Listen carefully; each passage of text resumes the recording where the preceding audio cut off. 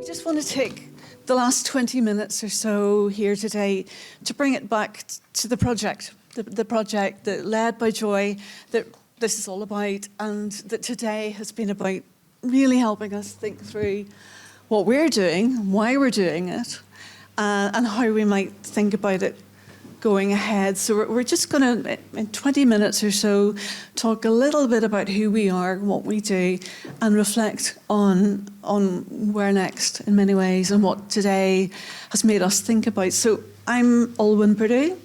Professor of Social History at Queen's University Belfast. I've had the pleasure of working closely with Clandeboy and Mount Stewart in the past, and also being co-investigator on this project. So what I'm going to ask is Briony, Mark and Annie, Dr. Briony Widdis from Queen's, Professor Mark McGowan from Toronto, and Professor Annie Tindley from Newcastle. And I just want to ask you then, each of you, I suppose today for me, the two big challenges that have come out of this conference are first thinking around the global and the local and the interconnectedness between the two. And, you know, the first paper this morning made us think about influence, and we looked at how architecture in one place influenced architecture elsewhere. It made me think of Helen's Tower and then its replication at Thiepval. There's lots of ways in which these spaces that we're looking at had influence elsewhere in the world, but also were influenced by that global context in which they operated. So for me, that sort of local and global interconnectedness is important. And secondly, the big question of identity and whose identity and how it's reflected on reality and representation. So, you know, in terms of that, thinking about how we take this project forward and what some of the questions we might be asking ourselves as we move forward. Any thoughts coming out of today in terms of how we might think about Clandeboy and Mount Stewart specifically? Yeah, I mean, I wanted to talk about a couple of projects that we're doing kind of adjacent to and as part of Historic Houses Global Crossroads. So one of them is called Bridges to China, which Emma Rice and I are doing. Emma's not here today, but she was mentioned at the start. And that is working in two contexts. One with Historic Houses Global Crossroads, where we had an amazing workshop with the Chinese Welfare Association at Mount Stewart at the beginning of the summer, and then work with National Museums Northern Ireland's Chinese collections. And it's explicitly a co-production project, so it's not trying to teach people about the collections, the Chinese collection at National Museums NI. It's asking people what the collections mean to them and what knowledge and expertise can they bring to understanding those items and their relevance today. And this is a collection of items which has got very limited documentation, and it's really beginning to open up space for bringing the Chinese community more closely into contact with their heritage in the museum.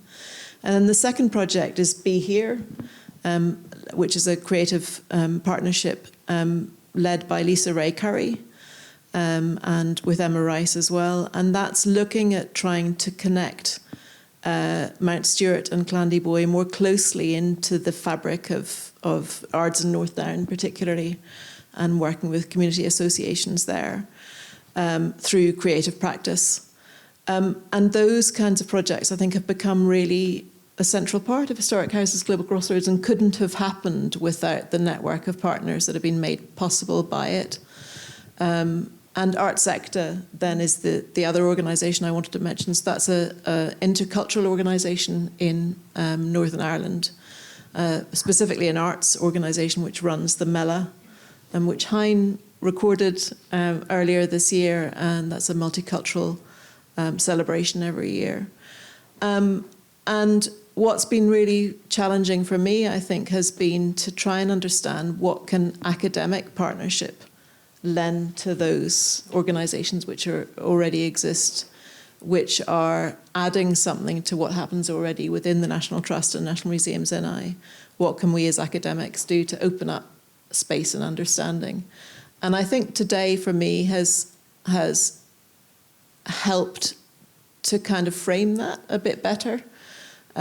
Thinking about the relevance of people like Curzon and Dufferin in India, wondering always about what Harriet's legacy is, Harriet Dufferin's legacy is in India, and how she's understood in these hospitals that are still named after her. How is she remembered? And I'm really excited to think about the Rethinking History special edition, because I think, you know, what I really want to do is understand really the global impact. You know, it's always, going back to Oliver's point about binaries and so on, it's far too easy to see these places still in terms of binaries, particularly somewhere that, like Clandeboy, where the curatorial work is just beginning and the interpretative work is just beginning. And trying to understand places like Clandeboy from a different perspective has been a really important element of the project. But also bringing local communities into Clandeboy and Mount Stewart that don't, it feels to me like they don't engage with it already.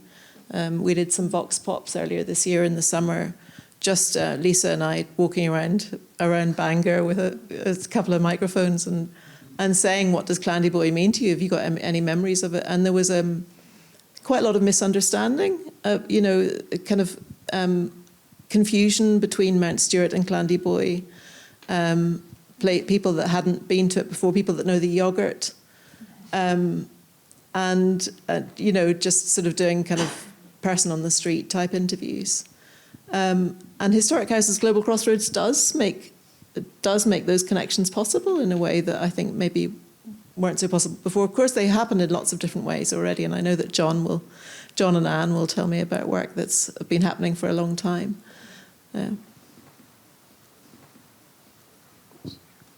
Yeah, it's a really important and good question, Olwen, and it made me think about, from the environmental perspective, the opportunity this project and the two properties, Clandeboy and Mount Stewart, provide, which is the sort of both the documentary, the material, and the living plant archives, if we can call them that, that link these properties together in a Northern Irish context or an Irish context, but also in very specific ways across the world as well. So, you know, we heard from the experts about, you know, global plant exchanges, how we need to be careful around our language now, how the work of the so-called plant hunters and aristocratic patronage of them have kind of revisioned for many decades, hundreds of years, what these sites look like and how they feel to be in and what they mean. But I think also it asks us, it makes us ask questions about how land is owned and managed globally, and the imperial legacies in many cases behind that. I mean, Mark was already alluding to that in a Canadian context, but we can think of that in an Indian context as well, Australian, and what that really means for us today as we move forward. We are moving into a digital age, but it's still underpinned by land and land resources and landed power. So whether that's charitable, institutional, private, however that ownership is formed, these are still, you know, urgent questions, I think, that this project can seek to address from a really kind of historically unique perspective, if from the north of Ireland. And again, I feel a bit of an outsider on this, but from at least from that perspective, I mean, the landlord in the Canadian diaspora, anyway, Lord Palmerston, Robert Gore Booth, Lord Lansdowne, have such negative reputations. And so the fruitfulness of research, I think, on our side of the pond comes in essentially looking at things from the bottom up. And that is the tenancy. And I think the Petworth project was one of them. How I got involved with Sturrockstown was I was asked to find out what happened to 1,490 tenants from that estate who were assisted off. And there you begin to build story and narratives of who were working on the estates, what happened to them when they joined the great mass European migration to North America or elsewhere. And I think there's a lot of fruit that can be borne there. At least out of the 271 families, we were able to locate the whereabouts and or demise of 160 of them using routinely generated records. And so I think there's all kinds of methodological innovation that can be used to get behind the estate in a different way, particularly in parts of the world where the estate would be as foreign as it would be in Canada. The whole idea of the plant humanities, I really enjoyed that session, and I think there are possibilities there of working with scholars similarly exploring plant humanities in North America. And what came to mind was research 30 years ago that I came across of the degeneration thesis, and it's almost imperialism in the reverse, that as the habitants and the seigneurs of New France, where you do have sort of the semblance of an estate house, tried to transplant French crops into Quebec, not knowing that the degree days between the last frost and the first frost of the season was much shorter than at home, that the soil conditions were different, you had different pests that would attack plants. And so when these crops from the old world failed, it was proof perfect that this continent was inferior and that Europe was superior. And so if you couldn't plant in these particular environments, it just reinforced how important it was that a more enlightened and a better society sort of assume control of these areas and civilize. So I think this is pregnant with possibility as well. And of course, looking at key figures, particularly from Clandeboy, I'd be remiss to say, I mean, learning a little bit more about Dufferin is rather important, since he arrived at a critical point in Canadian history, and I think there's more to be told there than what has been known within Canadian historiography, which has tended now to ignore these as no more than imperialists with their own agenda, which they were in, but we'll leave it there. Thank you all very much. And can I just say on our behalf, thank you all very much for today and for giving us so much to think about and so much to take away.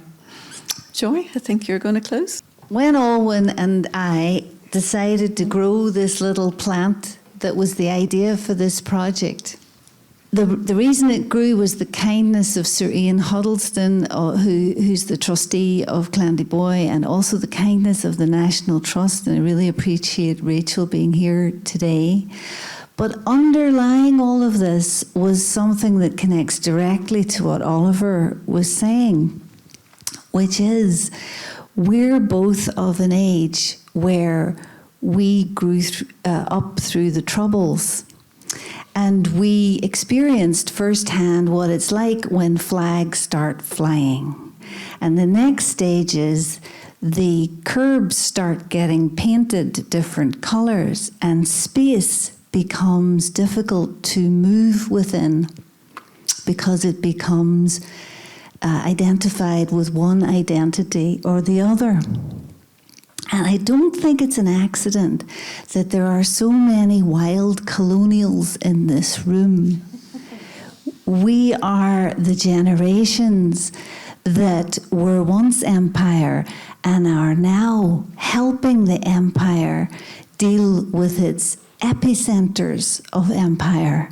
And that's both an irony and entirely appropriate, because we know what happens when what Oliver was talking, he opened with concerns about, how do you keep society together in such a way as you maximize freedom and knowledge.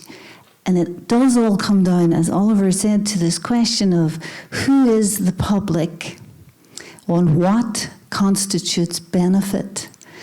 The best idea we could come up with was this idea of reinscribing these houses, which we actually love. I think everyone in the room here probably loves the gardens and these houses, but seeing them as global sites seemed to us as a way to help keep them alive and regenerating the areas around them. But at the same time, there is this danger. And this is what's coming out fascinatingly from the choice modelling exercise, that what we might think is beneficial is not necessarily what the public, especially the visitors who are not, the dogs that aren't barking, the people who aren't visiting. And we are having a choice modelling workshop to which Oliver's invited, and you can all come, where we're really looking at that question in real depth. And, you know, obviously these people are so brilliant that they come up with amazing solutions anyway. But when you add the econometrician element in, I think it's going to be even more fascinating.